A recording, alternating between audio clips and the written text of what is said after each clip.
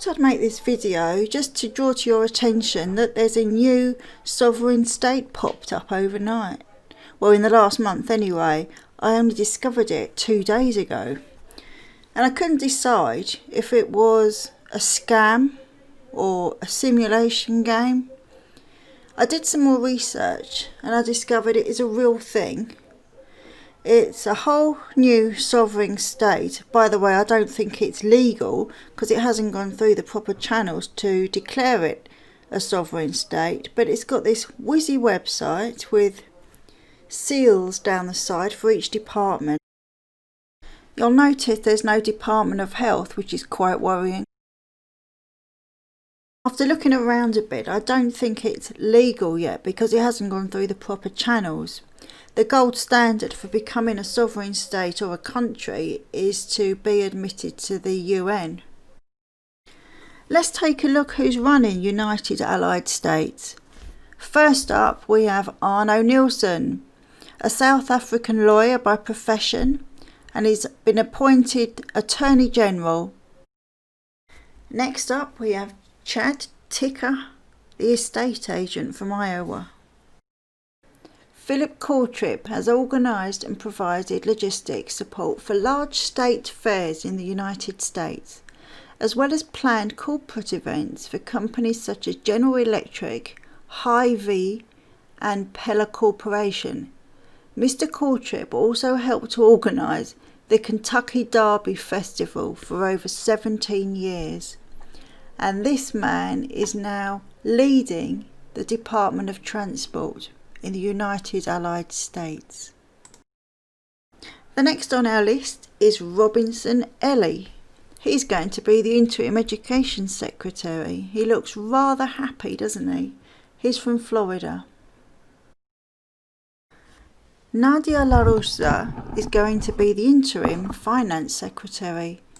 She seems to be the one who's done the best. She owns 6 companies and has her own website. Next up is Damon Lapping.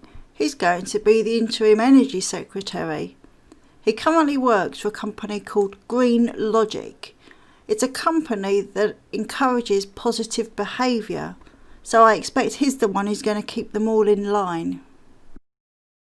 The Department of Agriculture provides security and market stability of food supplies, natural resources and food science technology. And that department's going to be run by Oscar Moreno. Stephanie Mora is an estate agent, so obviously she's going to be looking after the housing department. Now this is where it gets interesting.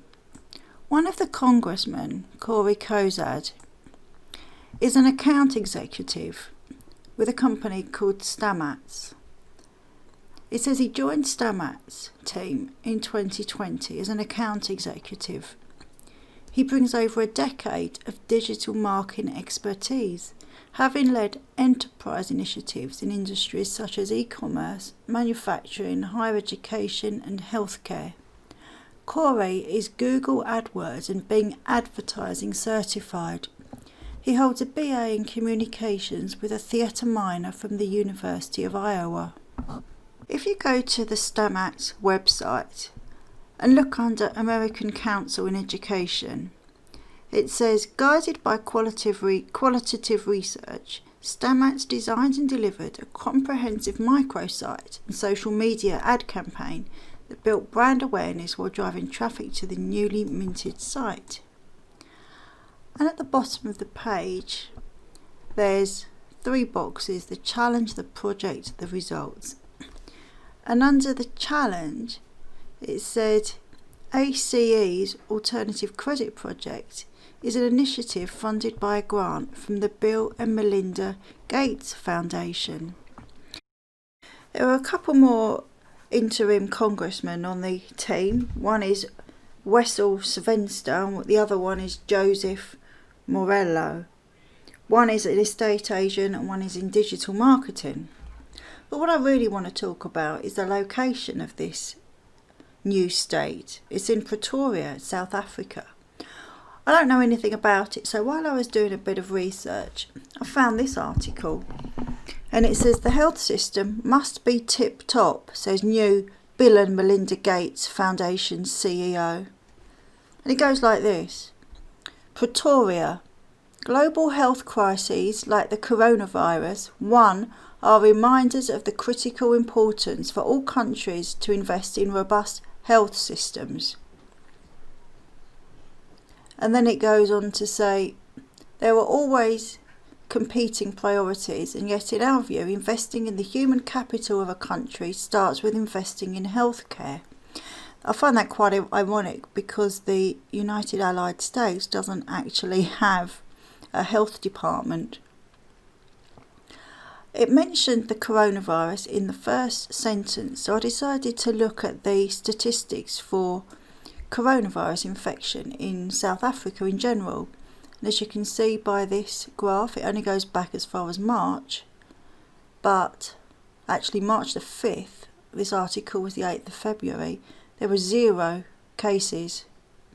They didn't start to climb until the 6th of April. I can't decide if the link between the new sovereign state and the Gates Foundation is a coincidence or not. I really can't make up my mind.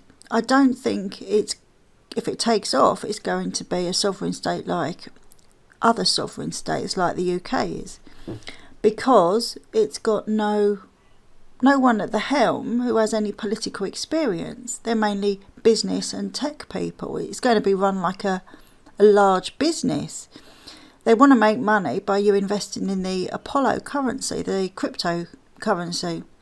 At the moment, it's worth 1,000th of a penny, so it wouldn't be getting my investment.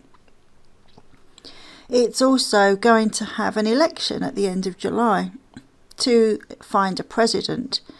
A very odd election. There aren't any candidates that we can see, and it looks as though the president is going to be appointed like all the other people.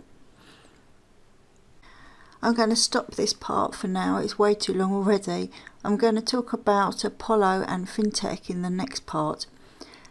All I want to say is look out for this new sovereign state in mainstream media. I haven't heard anything about it.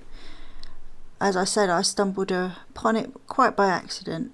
So, well, thank you for watching this, and I'll be making the next part very soon.